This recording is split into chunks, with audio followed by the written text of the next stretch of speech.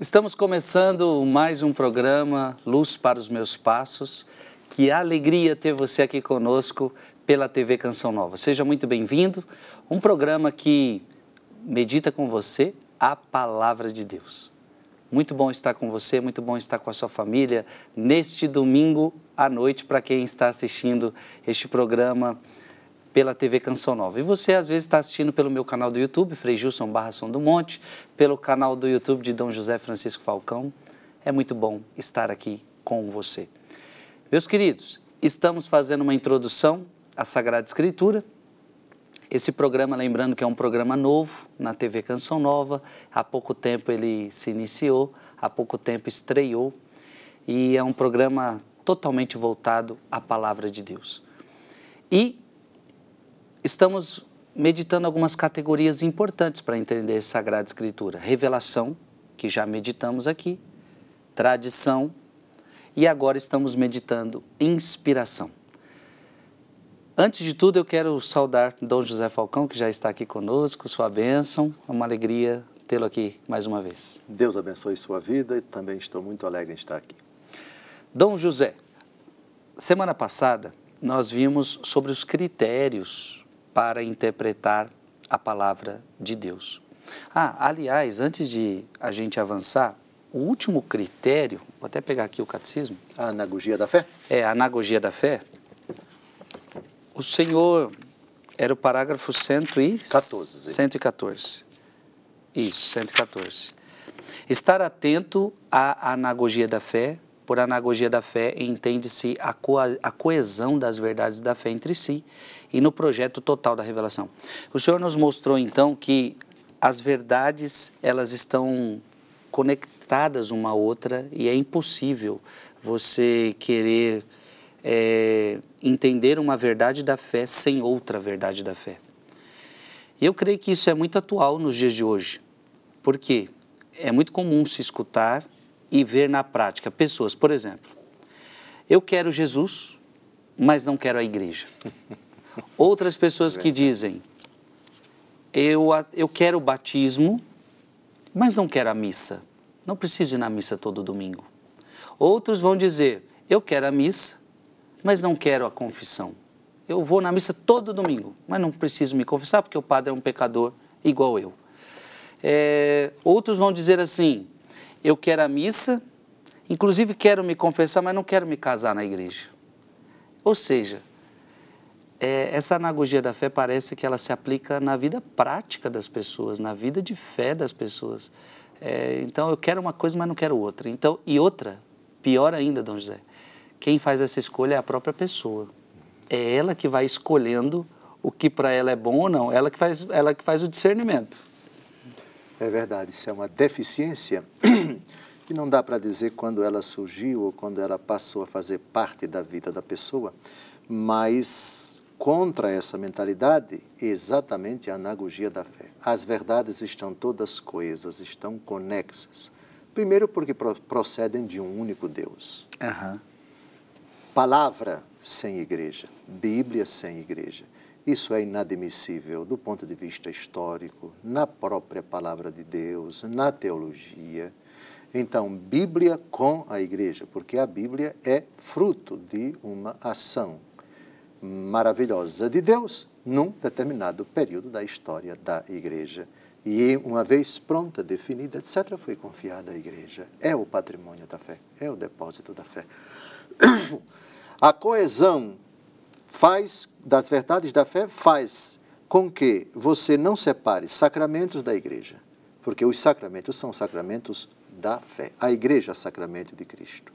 Cristo instituiu a igreja. Cristo, sacramento do Pai. A igreja, sacramento do Filho.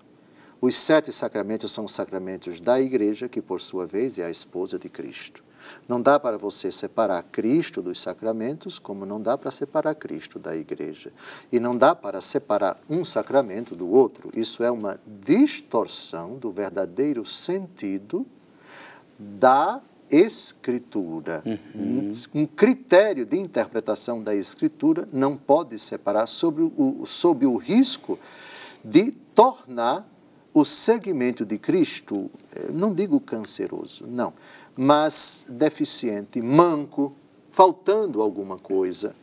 Eu acho que os exemplos citados por Vossa Reverendíssima são exemplos bem atuais e que demonstram o quão carente é esse coração, essa mentalidade, essa postura dessas realidades conexas da anagogia da fé. Como isso se faz? Em ambiente de família, os pais passando para os filhos. Em ambiente eclesial, a grande comunidade cristã, em nível de paróquia e outras comunidades, aqueles responsáveis pela formação de mostrar que as verdades não são compartimentos estanques, não estão separadas. Cada uma pode ser tomada individualmente, sem dúvida alguma, mas inserindo essa realidade num contexto em que as outras verdades estão envolvidas e se supõem e se exigem. Colocou muito bem esse pensamento atual, são realmente problemas que mostram quão distante está essa pessoa desse terceiro critério de interpretação da Escritura. A analogia da fé, ou a anagogia da fé, a conexão dessas verdades. Não existe Cristo sem igreja, igreja sem sacramento, não existe um sacramento sem o outro, porque Jesus instituiu os 7, não existe sacramento sem a palavra de Deus, não existe a palavra de Deus sem a oração, não existe a devoção aos santos, porque ela está inserida no credo, creio na comunhão dos santos, portanto une o céu e a terra, o purgatório e assim por diante. Toda essa estrutura que está conexa e pode, num primeiro momento, você tratar uma dessas realidades separada da outra. Mas não pode, no frigir dos ovos, você dizer, ela é separada e eu não quero saber das outras ou de algumas delas. Isso não. Muito bom, Dom José. Dom José, esse parágrafo que nós lemos da Anagogia da Fé está no 114. Se formos para o 115... o Catecismo começa a falar dos sentidos da Escritura. O que significa os sentidos da Escritura? O sentido é o significado. Certo. O que isso quer dizer? A palavra de Deus, ela contém linguagens, ela contém palavras, ela contém expressões. E expressões que podem ser abordadas no vocabulário, no dicionário, da língua em que ela foi escrita. Hebraico. Aquela palavra foi escrita em hebraico. O que ela significa na língua hebraica? Qual o sentido dessa palavra? Também, qual o sentido dessa frase? Qual o sentido desse texto? Qual o sentido dessa parte do capítulo, desse relato? Enfim. Então, é o significado. Entendi. Significado a partir de uma palavra, a partir de uma frase, significado do texto, significado do contexto, significado que leva em conta não somente o dicionário, mas também o sentido que o autor sagrado quis dar àquela palavra. Então, mãe. Essa palavra se aplica à vida de Frei Gilson em muitos sentidos. A mãe biológica dele, sua mamãe que está em São Paulo. Mas tem outra mãe, o Frei Gilson. Dos filhos deste solo és mãe, gentil, pátria amada, Brasil. Ele sabe cantar o hino nacional. A pátria é mãe. Só que o sentido da palavra mãe, quando eu falo de mãe biológica, é um. Quando falamos da pátria, mãe gentil, o sentido é outro. Então, o significado, ele pode variar, dependendo da pessoa que fala, do sentido que a pessoa dá e do contexto em que ela está inserida. Então, a mãe biológica do Frei Gilson, essa é uma linguagem rígida, estrita. Já a pátria é a mãe do Frei Gilson. Aqui já é um sentido poético, o sentido do hino nacional. Então, a mesma palavra, em contextos diferentes, em frases diferentes, adquirem significados diferentes. Entendi. E quantos são, podemos dizer, quantos são os sentidos que a gente pode encontrar assim na Sagrada Escritura? 2 sentidos. E o segundo sentido, ele é subdividido em 3. O sentido literal e o sentido espiritual. Queira ler, por favor, a posição oficial da Igreja Católica que responde em cheio à sua pergunta, Catecismo da Igreja Católica, parágrafo 115. Segundo uma antiga tradição, podemos distinguir 2 sentidos da Escritura: o sentido literal e o sentido espiritual. sendo este último subdividido em sentido alegórico, moral e anagógico. A concordância profunda entre os 4 sentidos garante toda a sua riqueza à leitura viva da Escritura na igreja. Pronto, então você tem a letra. A letra. A mãe do Frei Gilson residia em São Paulo. Dos filhos deste solo és mãe gentil, pátria amada Brasil. Mãe aqui tem um significado, aqui tem outro significado. Aqui, sentido literal. Aqui, um sentido poético. Mas, na Bíblia, sentido espiritual. O sentido espiritual tem 3 subdivisões. O alegórico, daqui a pouco a gente vai ver São Paulo, utilizando este sentido, quando ele fala na carta aos Gálatas, capítulo 4, de Sara e Agar. Sara, a esposa de Abraão, e Agar, a escrava de Abraão. As duas, infelizmente, se desentenderam.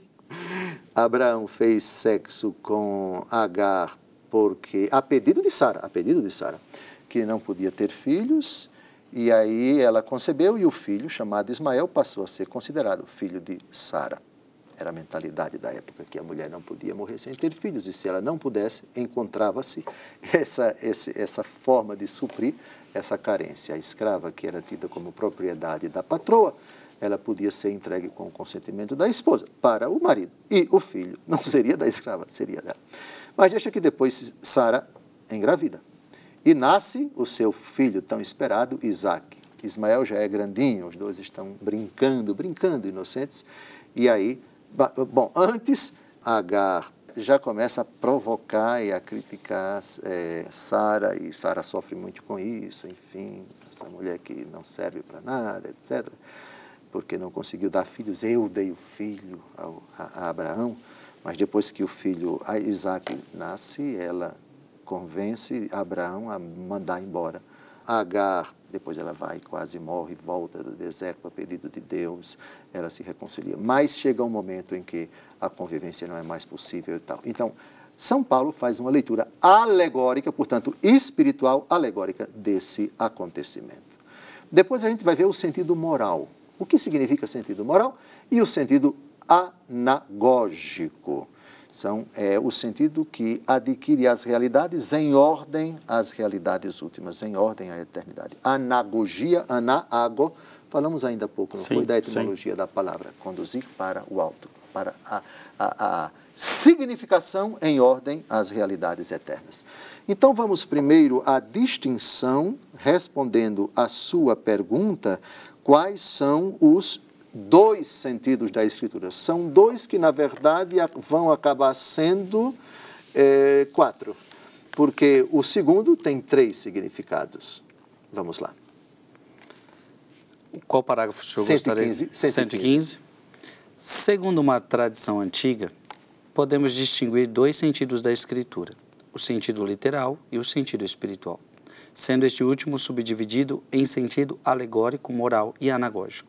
A concordância profunda entre os 4 sentidos garante toda a sua riqueza à leitura viva da Escritura na igreja. Concordância profunda. Sentido literal, a gente vai ver a definição dele agora, o que está na letra. O sentido primeiro que se deve buscar de uma frase, de uma palavra na Escritura, é o da letra, como está na letra. Mas não é o único.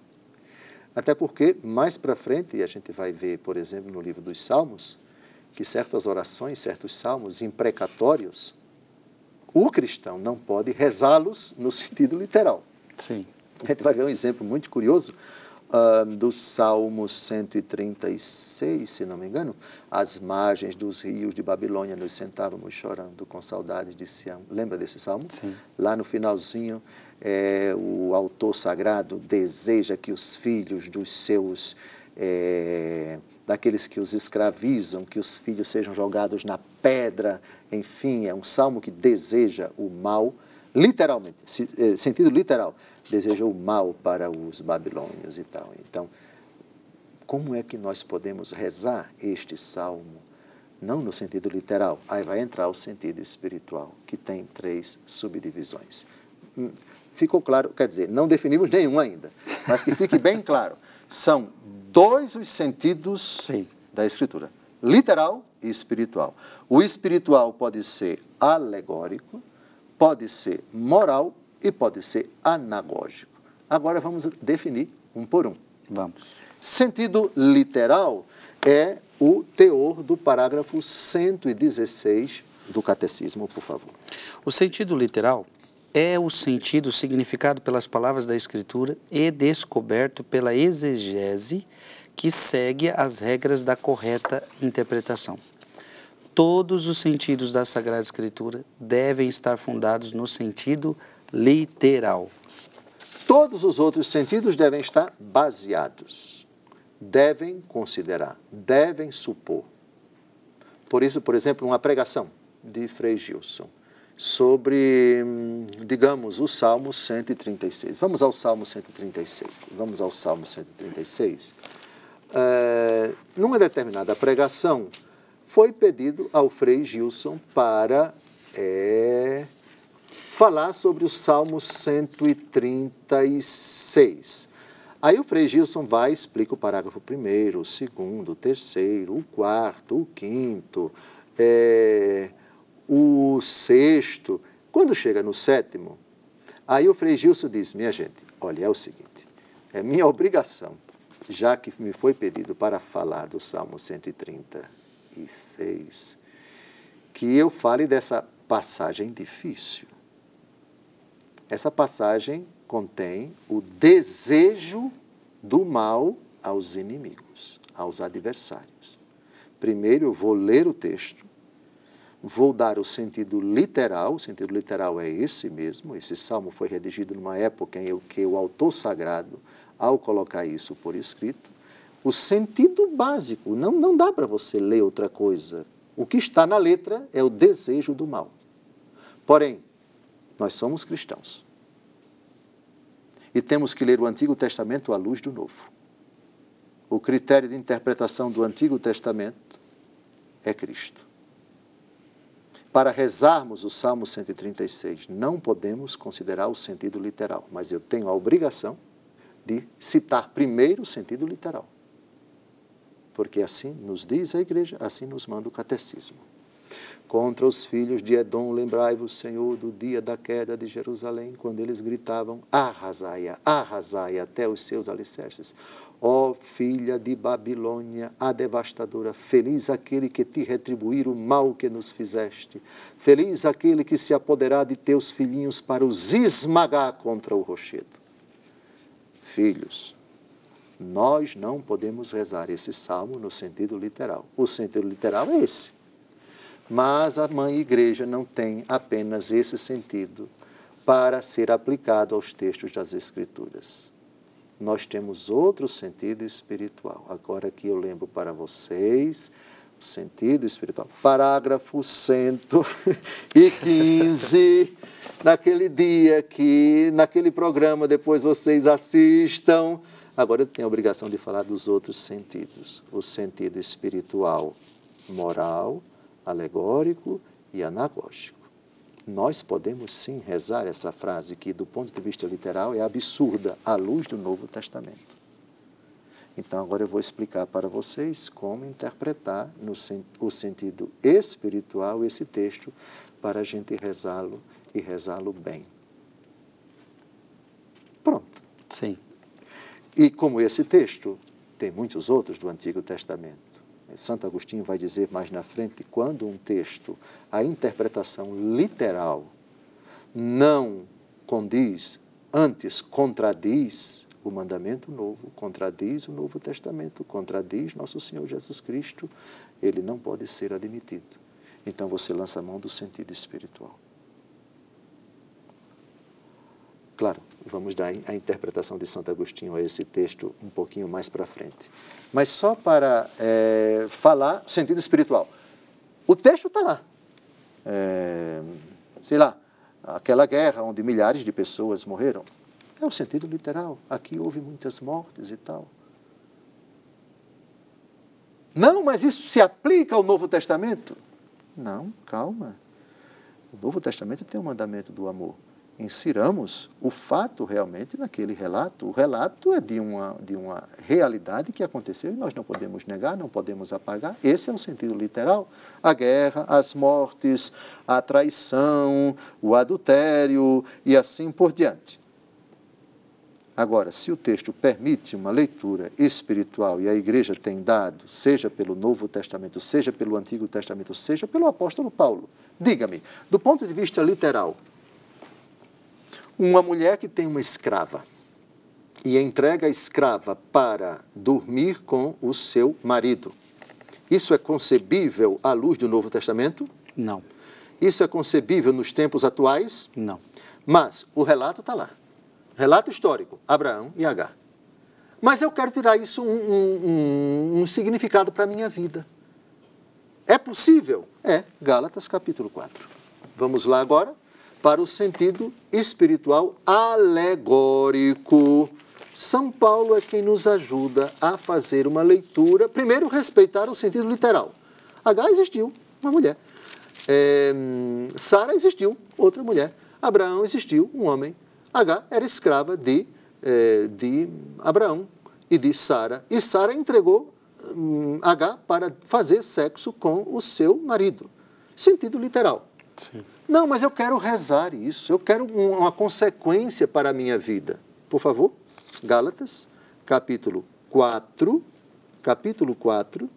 versículos de 21 a 27. Dizei-me, vós que quereis estar sujeitos a uma lei, não ouvis a lei? A Escritura diz que Abraão teve 2 filhos, um da escrava e outro da livre. Sentido literal, até agora. O da escrava, filho da natureza, e o da livre, filho da promessa. Aqui já entramos no sentido espiritual. Continue. Nestes fatos há uma alegoria. Alegoria, sentido espiritual alegórico, portanto, na invenção da igreja, está na Escritura. São Paulo se valeu dessa interpretação alegórica. Continue. Visto que aquelas mulheres representam as 2 alianças. Então, a alegoria é uma representação, é um significado. O que elas querem dizer lá para o futuro, a respeito de Cristo, a respeito da igreja, a respeito da minha vida. Continue. Uma, a do Monte Sinai, que gera para a escravidão, é Agar.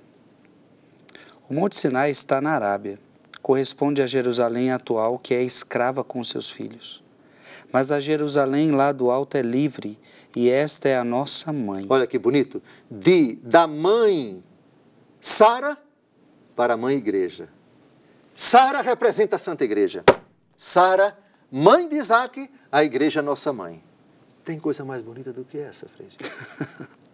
Lindo. Sentido alegórico. Continue. Porque está escrito, alegra-te, ó estéril, que não davas à luz. Rejubila e canta, tu que tinhas dores de parto, pois são mais numerosos os filhos da abandonada do que daquela que tem marido. Como Isaac, irmãos, vós sois filhos da promessa. Olha só, o que Isaac é para Sara, nós somos para a mãe igreja. Aquela vestida de sol, coroada de estrelas, com a lua debaixo dos pés, que está prestes para dar à luz, a igreja vê, os padres da igreja veem unanimemente, primeiro a mãe igreja, depois a Virgem Maria, ou o contrário, tanto faz. Então, Isaac representa os filhos da igreja, como Sara, sua mãe, representa a mãe igreja. Aqui é o único texto da Bíblia onde a igreja é chamada nossa mãe. Continue. Como naquele tempo o filho da natureza perseguiu o filho da promessa, o mesmo se dá hoje. Que diz, porém, a Escritura? Lança fora a escrava e seu filho, porque o filho da escrava não será herdeiro com o filho da livre.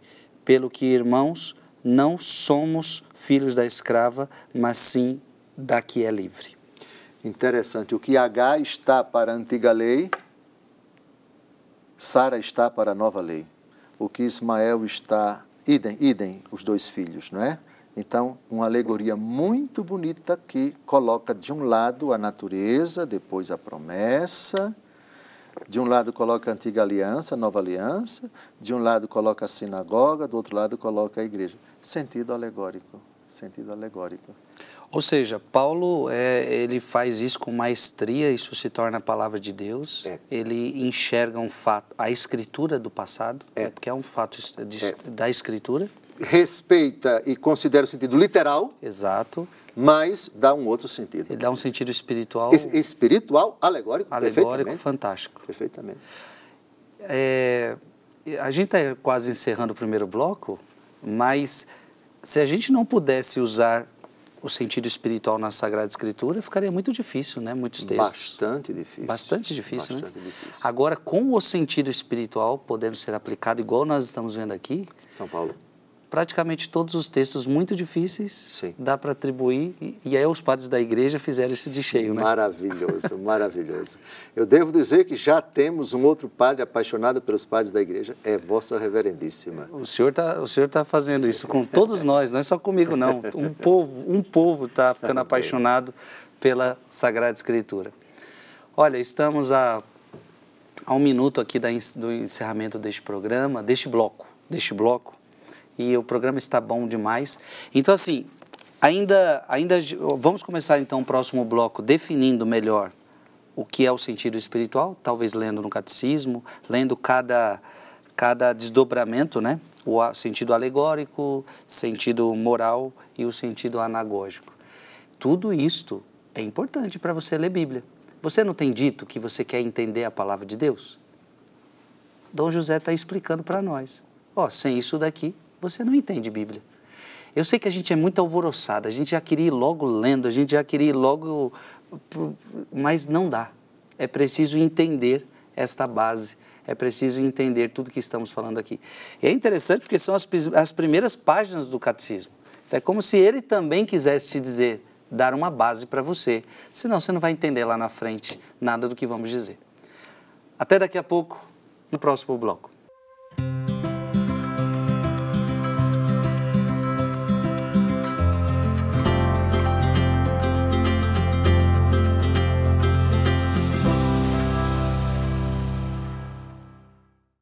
Estamos de volta, programa Luz para os Meus Passos. É uma alegria imensa ter você aqui conosco.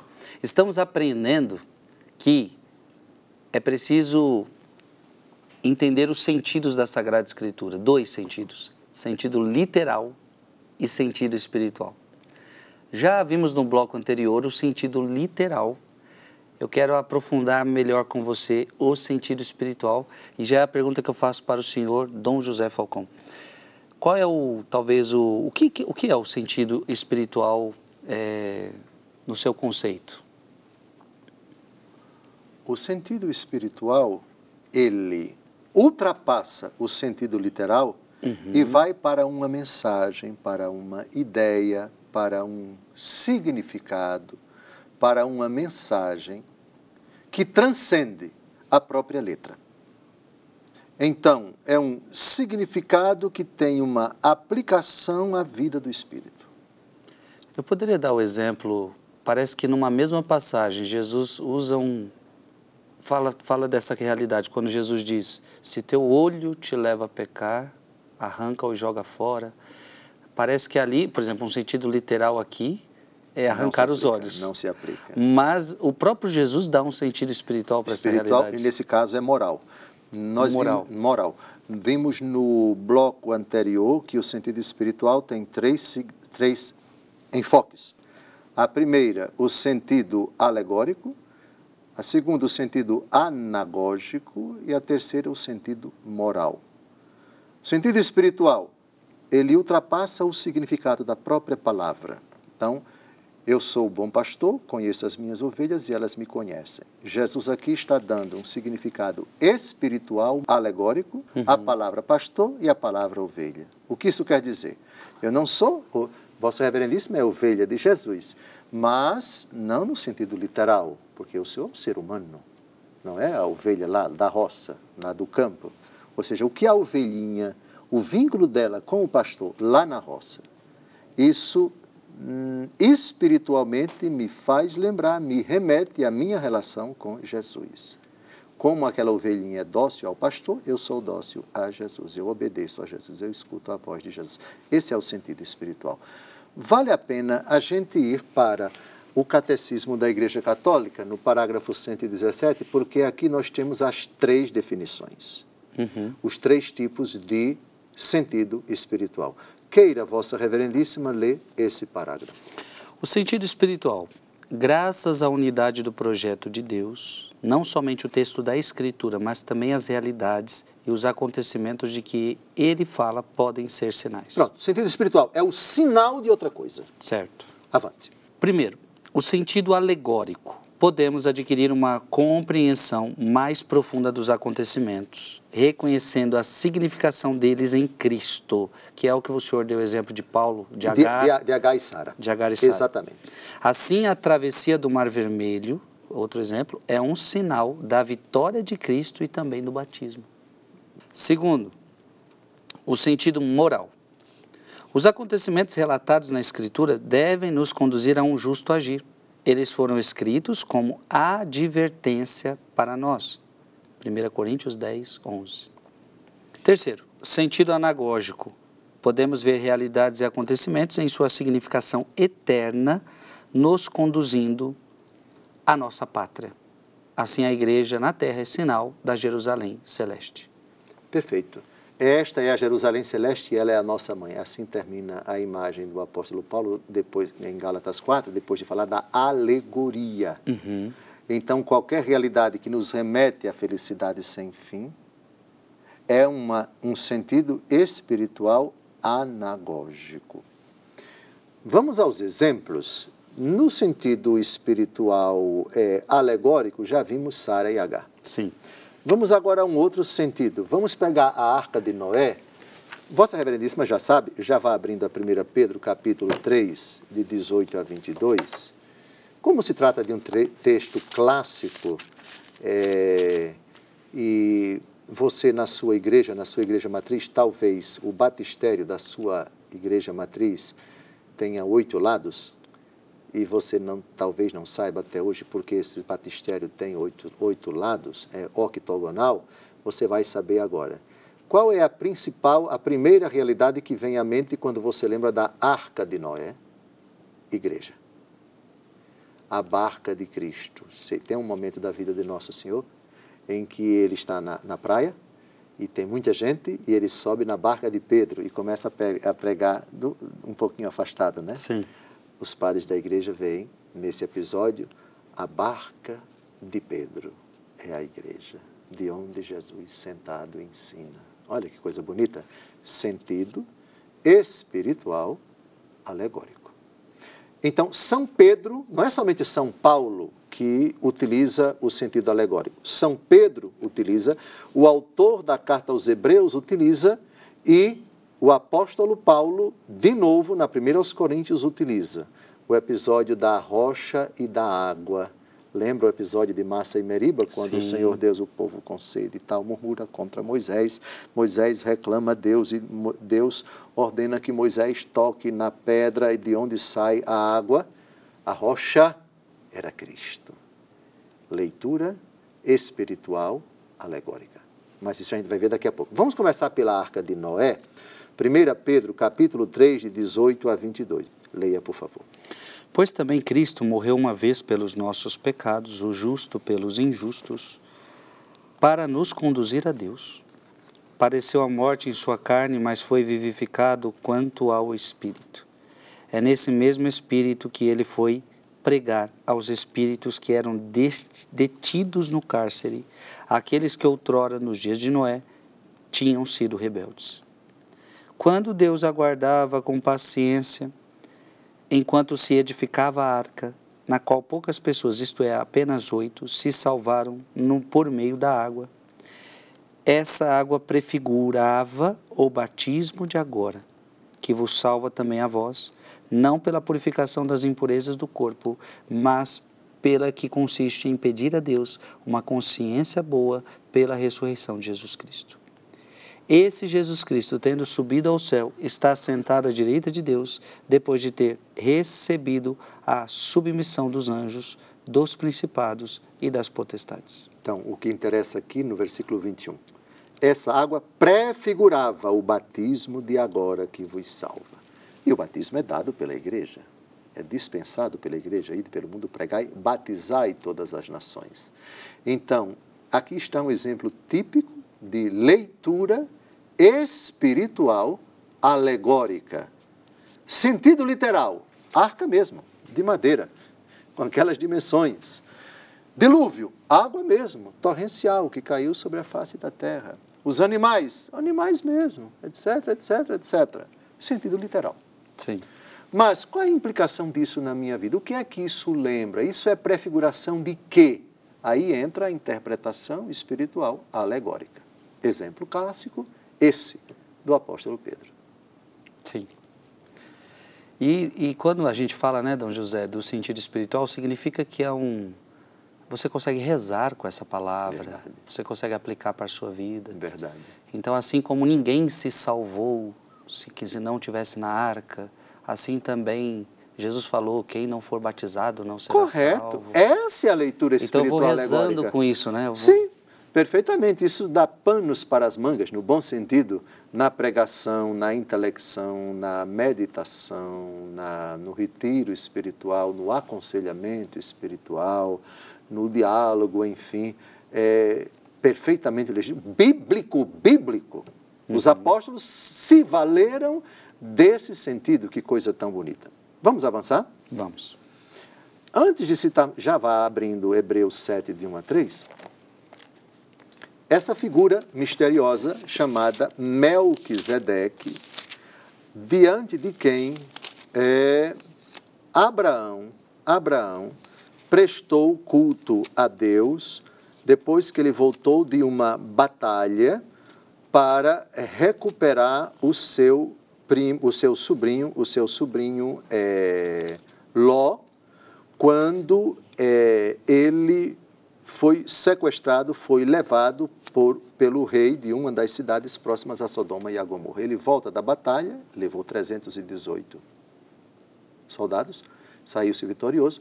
Quando ele chega, vai prestar culto a Deus. Leva pão, leva vinho, paga o dízimo de tudo para essa figura chamada Melquisedeque, rei de Salém. Sabe? Essa é a primeira oferta do ser humano a Deus? Não. A primeira oferta do ser humano a Deus, Caim e Abel. Caim e Abel.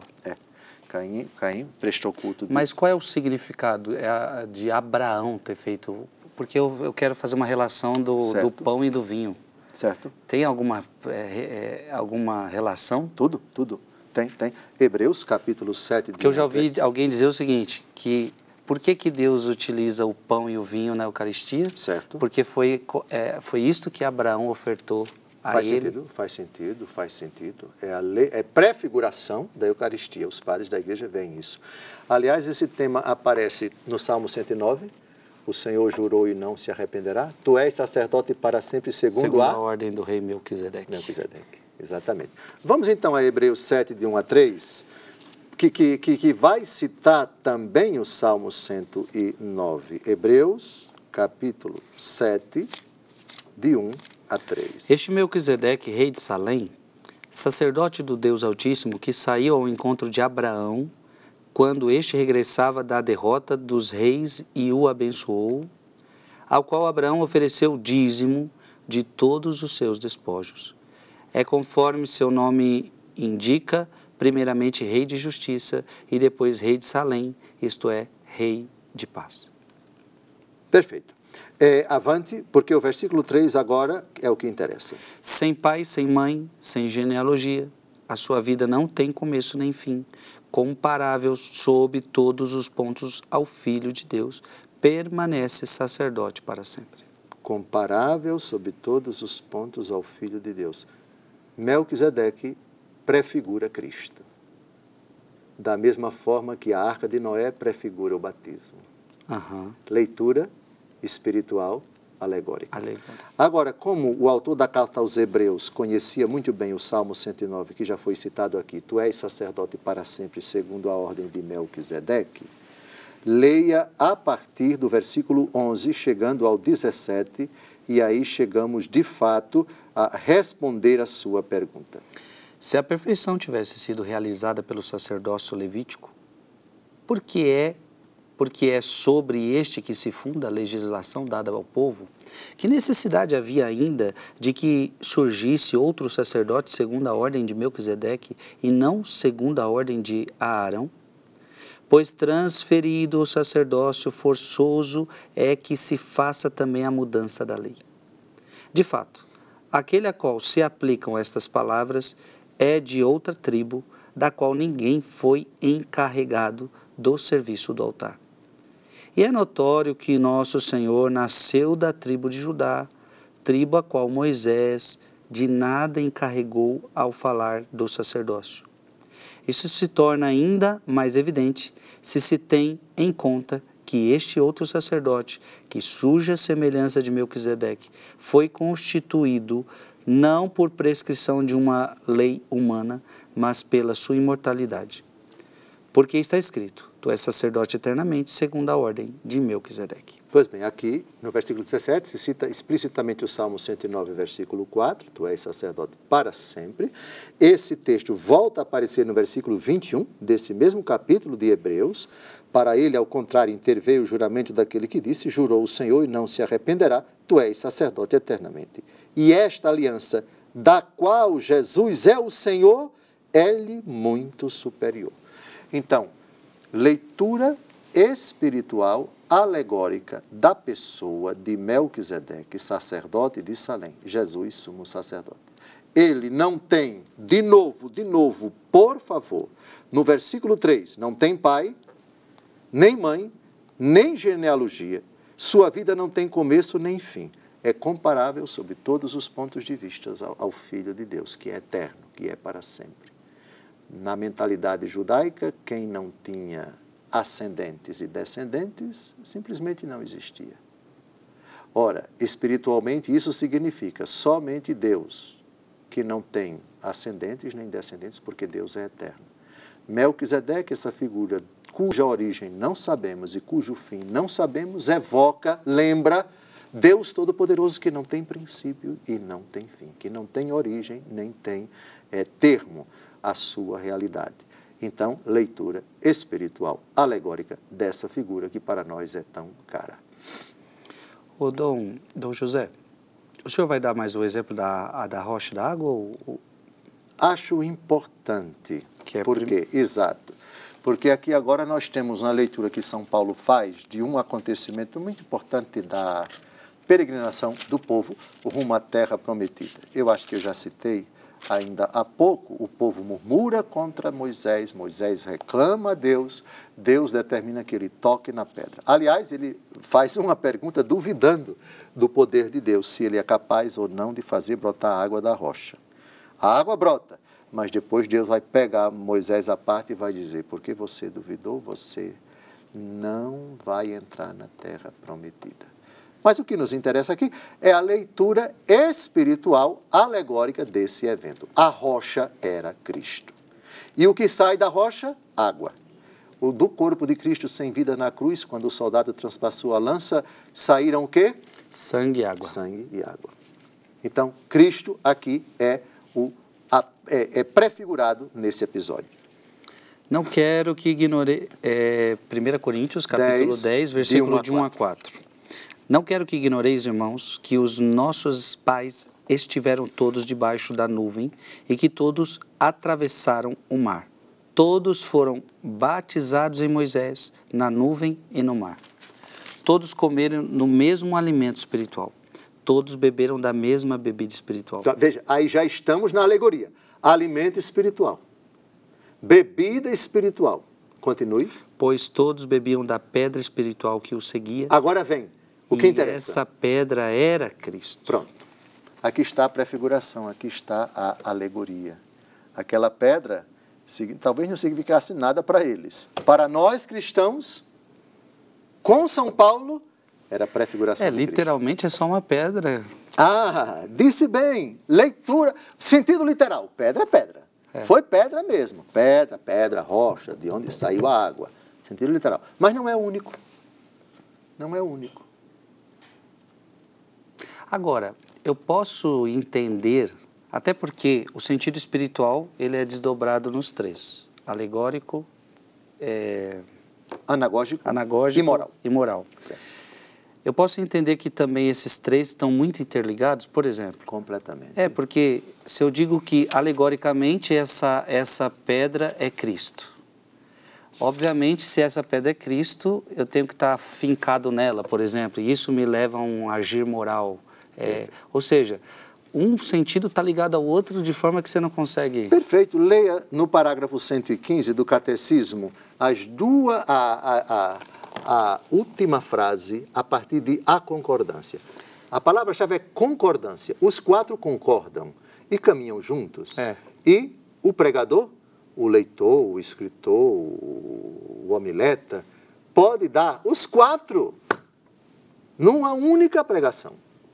Leia. A concordância. A concordância profunda entre os quatro sentidos garante toda a sua riqueza, a leitura viva da Escritura na igreja. Que maravilha. Eu recomendo uma obra que, aliás, Vossa Reverendíssima já tem.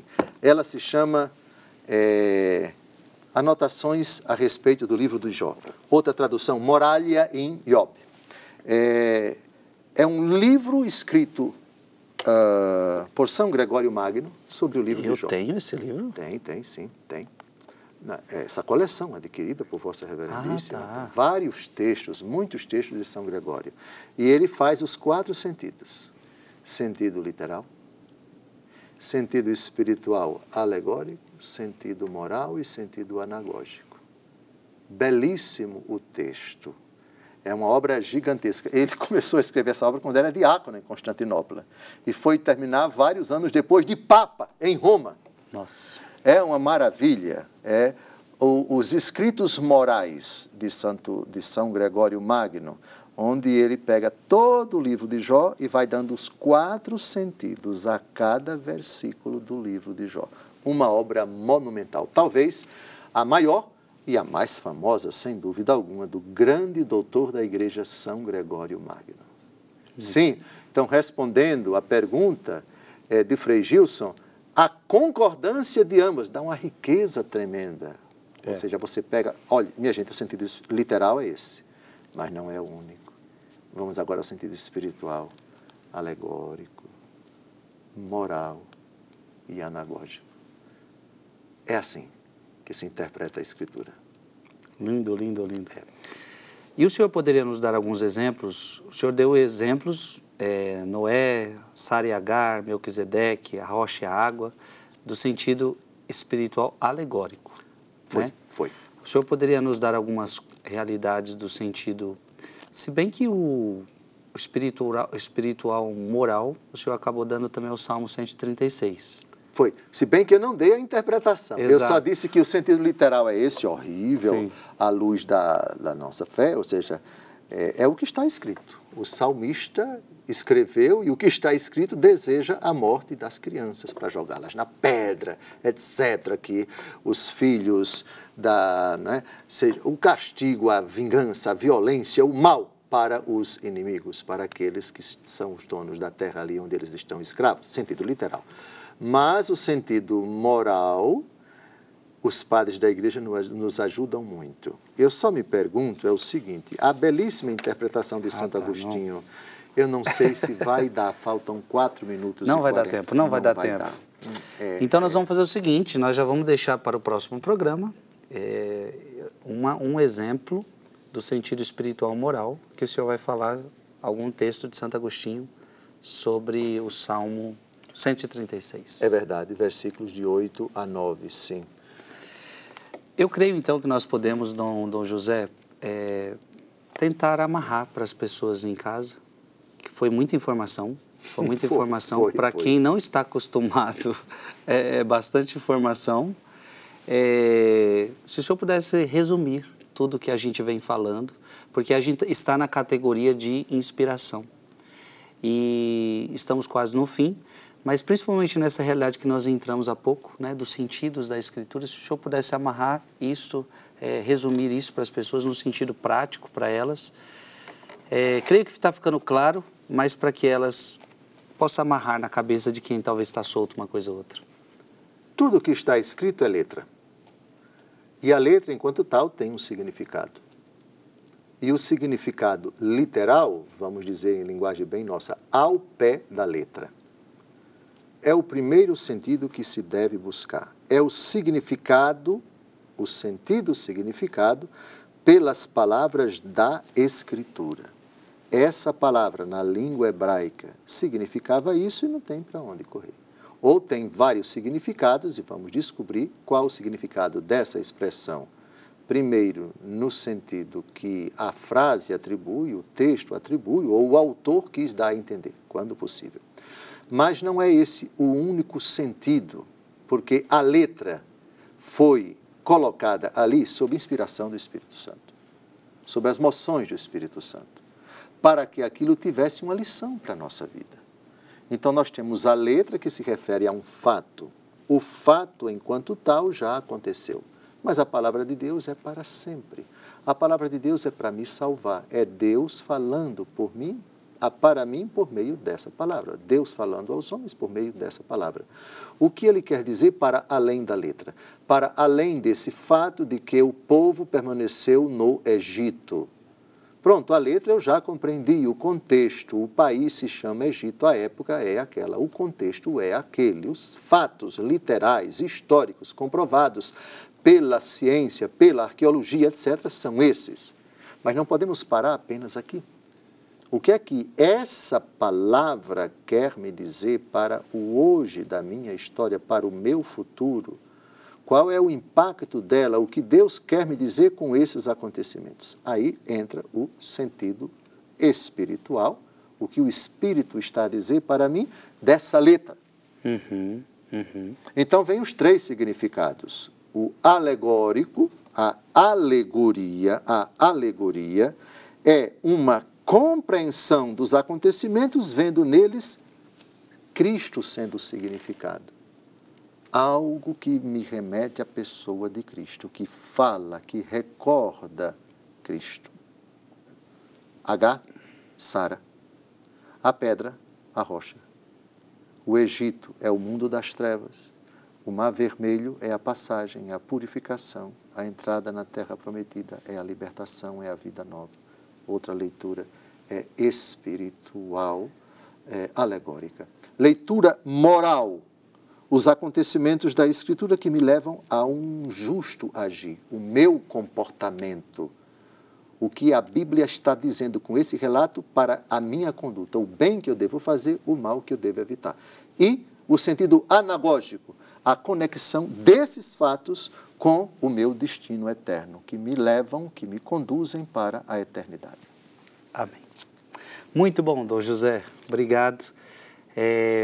E me surgiu uma pergunta, mas não dá tempo de fazer agora, eu vou deixar para a próxima. E foi muito bom estar aqui com você. Esse programa é maravilhoso e vamos aproveitando, minha gente, vamos aproveitando ao máximo. Vamos pedir a bênção de Deus e eu espero você semana que vem, se Deus quiser. Abençoe-vos Deus Todo-Poderoso, Pai e Filho e Espírito Santo. Amém. Amém.